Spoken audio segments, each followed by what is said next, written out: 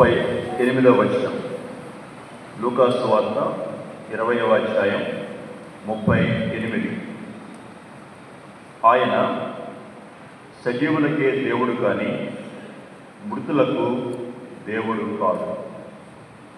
ఆయన సజీవులకే దేవుడు కానీ మృతులకు దేవుడు కాదు.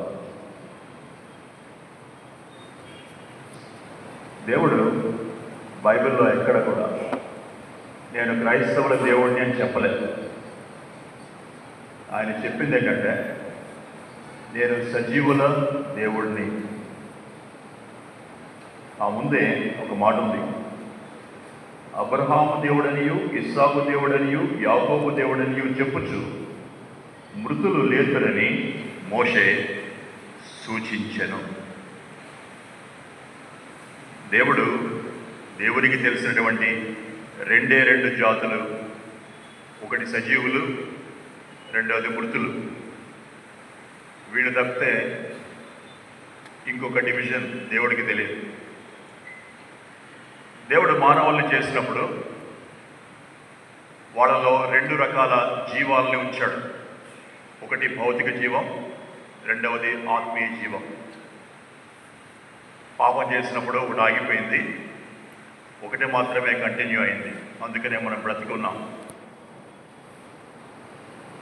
అయితే ఒక వ్యక్తి యేసు ప్రభు వారిని స్వంత రక్షకుడిగా అంగీకరించి తమ పాపాలని ఆయన రక్తంలో కడుక్కున్నప్పుడు రెండవ జీవం, పోయినటువంటి జీవం మళ్ళీ ప్రారంభమవుతుంది. దేవునితో ఆత్మకు సంబంధం ఏర్పడినప్పుడు మళ్ళీ ఆత్మీయ జీవం ప్రారంభమవుతుంది. ఆ విధంగా 2 జీవాలతో విశ్వాసి బ్రతుకుతాడు. ఈ 2 జీవాలు ఉన్నవాళ్ళనే దేవుడు సజీవులు అని పిలుస్తున్నాడు. ఈ రెండవ జీవం లేని వాళ్ళు మృతుల కేటగిరీలోకి వెళ్తారు.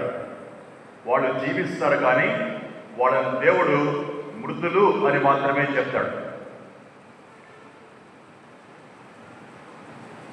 దేవుని దృష్టిలో మానవులందరూ బ్రతికే ఉన్నారు అని ఈ వాక్యం చెప్తుంది. చూడండి 38వ వచనం.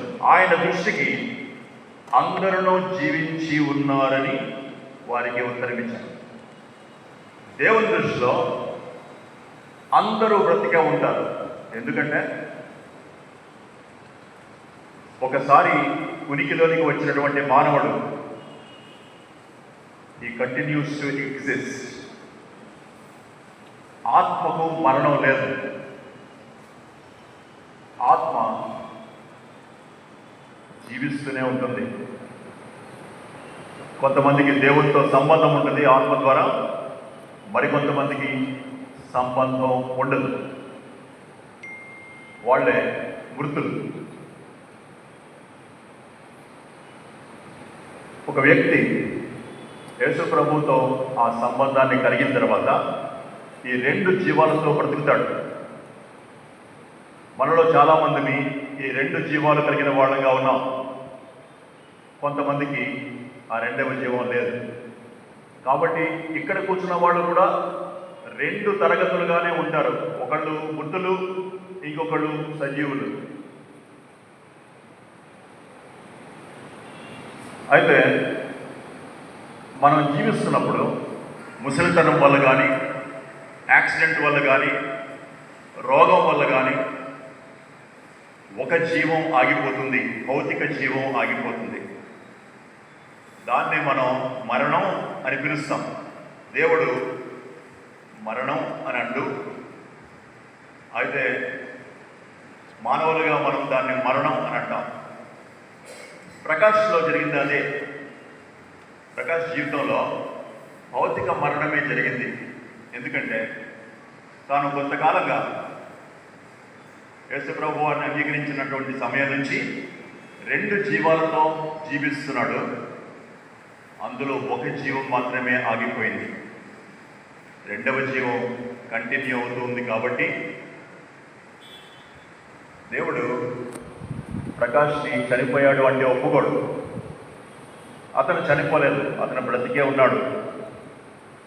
అబ్రహాము దేవుడు, ఇస్సాకు దేవుడు, యాకోబు దేవుడు అని చెప్పుచు వాడు చచ్చిపోలేదు అని దేవుడు సాక్షినిస్తున్నాడు. ఎందుకంటే వాళ్ళు ఆత్మలో బ్రతికే ఉన్నారు.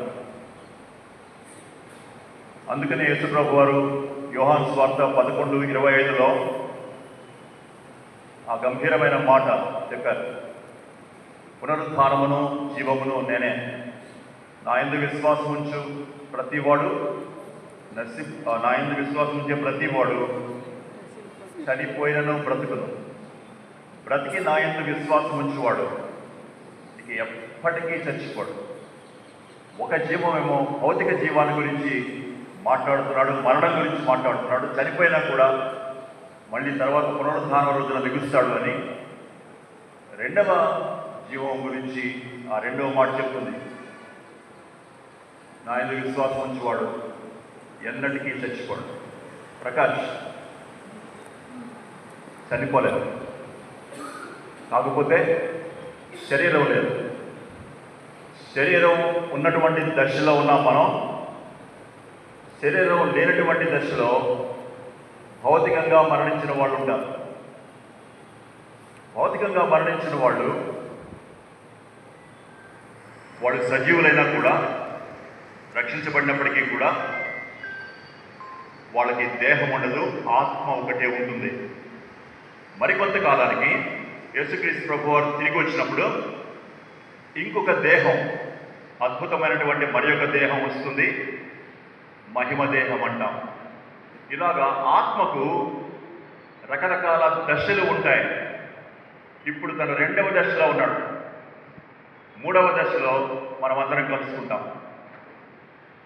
ఎవరైతే రెండు జీవాలు కలిగి బ్రతికారో వాళ్ళందరూ కూడా, ఎవరైతే సజీవులు అని పిలువబడ్డారో దేవుని చేత, వాళ్ళందరూ కలుసుకుంటారు. ఇది క్రైస్తవ్యంలో ఉండేటువంటి అద్భుతమైన నిరీక్షణ. దేవుని వాక్యంలో ఎక్కడ ఉంటుందని చెప్పబడిందంటే, ప్రకాష్ దేహం లేకుండా ఉన్నాడు. ఇప్పుడు ఒక అద్భుతమైన మానవ ఊహకు, జ్ఞానానికి అందనటువంటి సంతోష ఆనందాలు కలిగినటువంటి ఒక ప్రదేశంలో ఉన్నాడు. దాని పేరు ప్యారడైజ్. బైబిల్ తప్పకుండా చెప్తుంది. ప్యారడైజ్ అనేది సజీవుల లోకం. దాని పేరు సజీవుల లోకం. ఈ సజీవుల లోకంలో సజీవులే ఉంటారు, ఇంకెవరు ఉండరు. ఇంకొక లోకం ఉంది, దాని పేరు మృతుల లోకం. దాన్ని పాతాళం అని చెప్పారు బైబిల్లో. అక్కడ ఒక జీవంతో బ్రతికి రెండవ జీవాన్ని తృణీకరించినటువంటి వారందరూ చనిపోయిన తర్వాత అక్కడికి వెళ్తారు.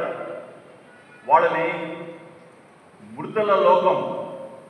వాళ్ళు బ్రతికే ఉంటారు, వాళ్ళ ఆత్మ బ్రతికే ఉంటుంది, కానీ వాళ్ళు ఉండేదే మృతుల లోకం. ప్రకటన గ్రంథంలో దాని గురించి ఉంది. 20వ అధ్యాయం 14వ వచనంలో చూస్తే, మృతుల లోకమును మరణమును అగ్నిగుండములో పడవేయబడిన, దాని పేరే మృతుల లోకం. వాళ్ళు సజీవులుగానే ఉంటారు, ఆత్మలో ఉంటారు. వాళ్ళకు కూడా ఒక దేహం ఇవ్వబడుతుంది. ఆ దేహం పేరు, అది మహిమ దేహం కాదు, అగ్నిలో కాలి బాధపడే దేహం. పురుగు చావదు, అగ్ని ఆరదు. ఒక భయంకరమైనటువంటి మరణం అది.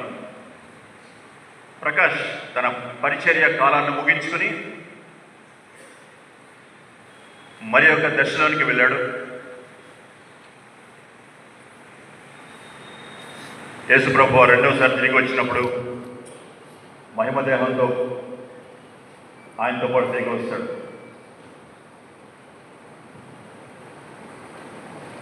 దేవుడు, నేను ప్రకాష్ దేవుణ్ణి, ఎందుకంటే అతను సజీవుడు అని చెప్తాడు. దేవుడు సజీవుల దేవుడు. ఇక్కడ కూర్చున్న వాళ్ళలో సజీవులు కాని వాళ్ళందరూ యేసుప్రభువు లేకపోతే వాడు వెళ్ళేది మృతుల లోకమే.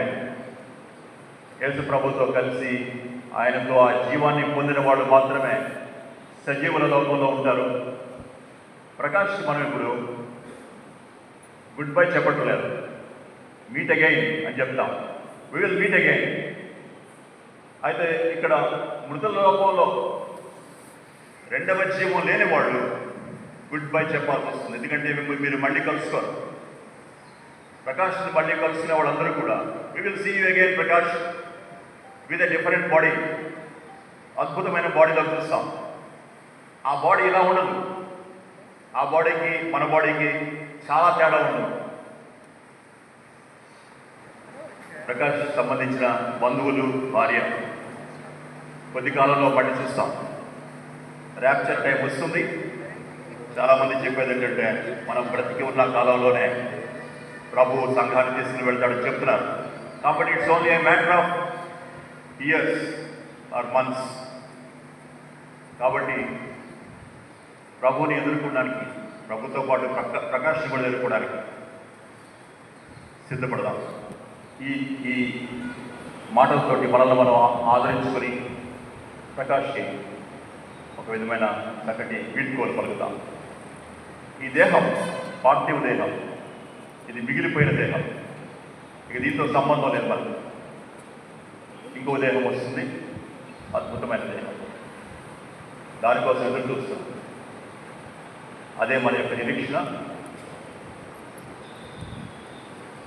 దేవుడు సజీవుల దేవుడు, ప్రకాష్ దేవుడు.